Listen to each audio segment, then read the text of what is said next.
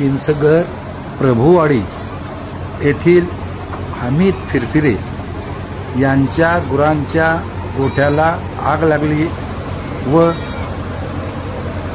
गुरांचा गोठा जळून खाक झाला। त्यामध्ये असलेली 8 जनावरे होरपळली आहेत। आग कशामुळे लागली हे मात्र कळू शकले नाही। कोकण समाचार न्यूज चॅनल, जमालुद्दीन बंदरकर।